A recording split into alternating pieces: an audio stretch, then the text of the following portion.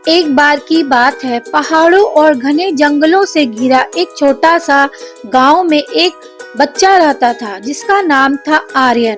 आर्यन साधारण बच्चा नहीं था, उसके पास एक बहुत बड़ा राज था। वह एक छोटा जादूगर था, लेकिन यह बात सिर्फ उसकी दादी जानती थी और कोई नहीं। आर्यन बचपन से ही अलग था।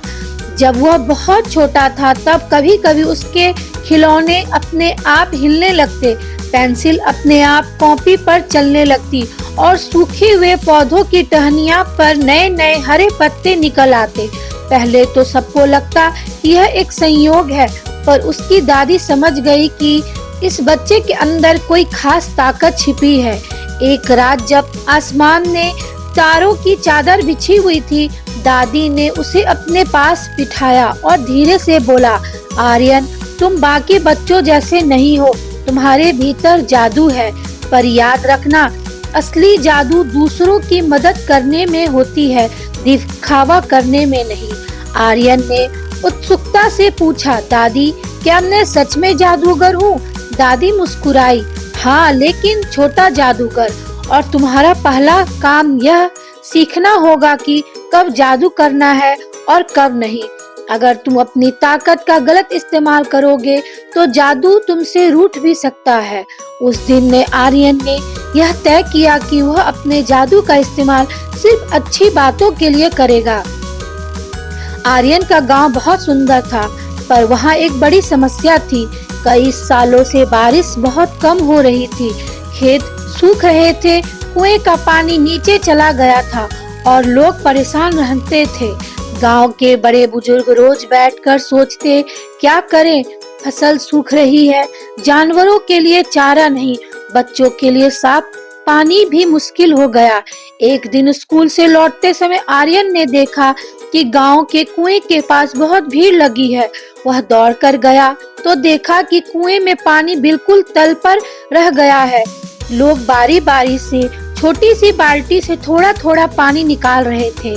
एक औरत बोली, अगर 2-3 दिन में बारिश नहीं हुई तो हमारा क्या होगा?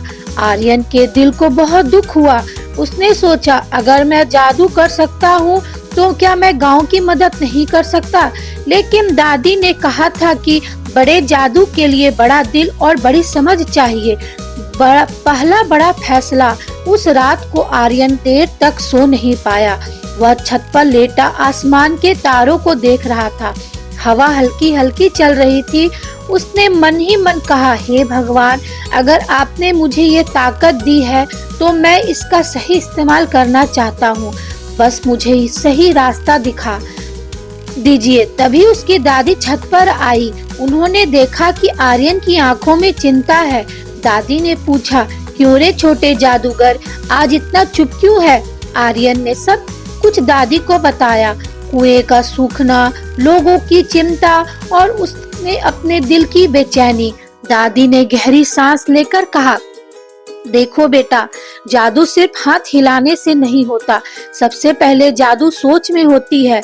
अगर तुम मदद करना चाहते हो तो पहले यह सोचो कि बिना जादू कितनी मदद की जा सकती है। जो काम मेहनत से हो सकता है उसके लिए जादू नहीं करना चाहिए, वरना लोग खुद मेहनत करना भूल जाएंगे। आर्यन ने पूछा, तो मुझे क्या करना चाहिए?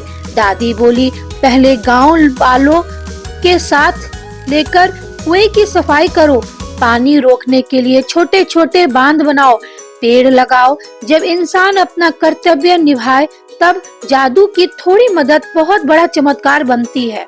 आर्यन को समझ बात आ गई, मेहनत और जादू का संगम। अगले दिन स्कूल में मास्टर जी ने भी अपनी पानी की कमी के बारे में बात की। आर्यन ने हिम्मत करके खड़े होकर कहा, अगर हम सब मिलकर गांव के पास वाली सूखी नहर को साफ कर दे और पहाड़ों से आने वाले बरसाती पानी का रास्ता मोड़ दे तो शायद पानी ज्यादा समय तक रुक सके। कुछ बच्चों ने मजाक उड़ाया, अरे तू क्या इंजीनियर बन गया?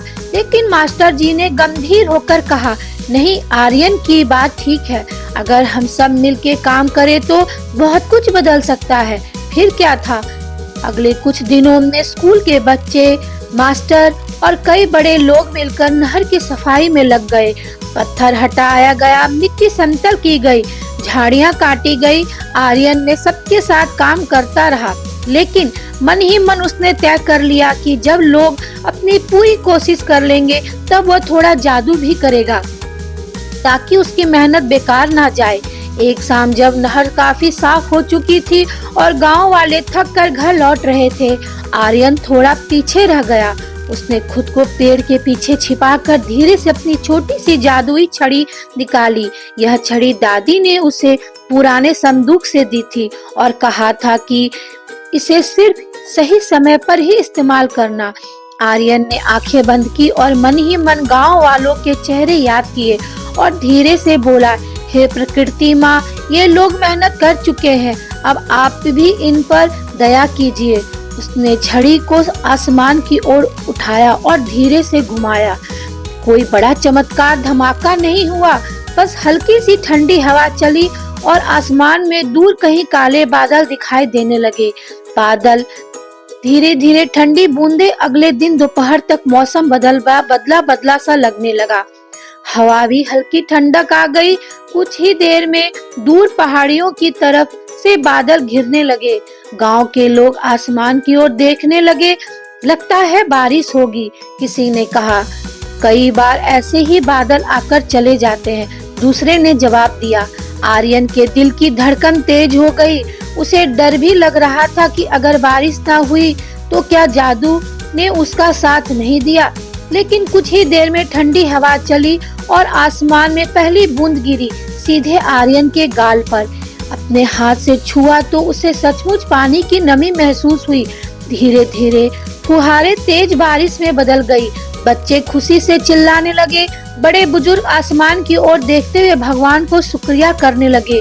खेतों की सूखी मिट्टी पानी में भीगने लगी। पेड़ों की पत्तियां चमक उठी और नहर में पानी भरने लगा। नहर पानी बहता हुआ गांव के कुएं की तरफ मोड़ा गया, जैसे उन्होंने योजना बनाई थी। कुछ ही दिनों में कुएं में फिर से अच्छी खासी पानी भर गई। किसी को नहीं पता था कि इसमें थोड़ा सा जादू भी मिला है, पर असली जादू तो उनकी मेहनत और एकता में थी। छोटा जादूगर बड़ा दिन रात को दादी से पूछा, तो छोटे जादूगर आज कैसा लगा अपना जादू इस्तेमाल करके?